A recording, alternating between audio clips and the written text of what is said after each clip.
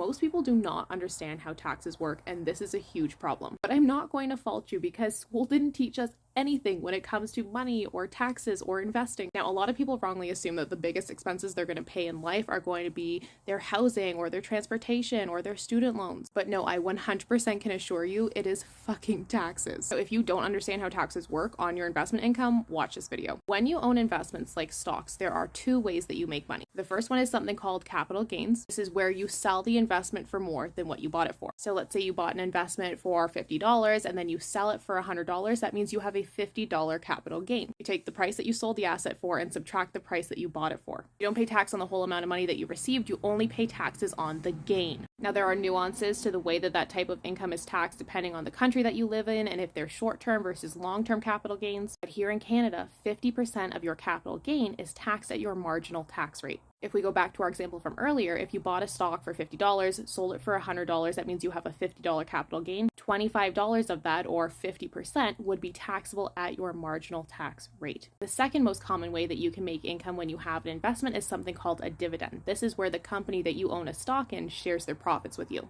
When that money is paid out to you, if this is not in a tax-sheltered or tax-deferred account, it is a taxable event whether or not you reinvest that money. That means you would have to pay tax on any of the money that you received. Examples of a tax-sheltered or tax-deferred account in Canada would be a TFSA or RSP, or in the United States would be something like a 401k, a Roth IRA, or IRA. With those accounts, you would not pay tax on the dividends as they are paid out to you. When you're first starting out your investing journey, it makes sense to reinvest your dividends, and you can do this simply and automatically by turning on something called DRIP, Dividend Reinvestment Program. This is where when those companies share their profits with you, that money is automatically reinvested to buy more shares. This can help to supercharge your investments and allow them to grow faster for you. Once you get to a point where you have reached your financial goals, that's when you can consider using the dividends to live on. That's the point that I'm at right now. I'm using the dividends from my dividend-paying ETFs and from my other investments like my mix and my REITs to live on. If you want to learn more about money and investing and growing your wealth, take our free investing masterclass. Find it on our website under freebies.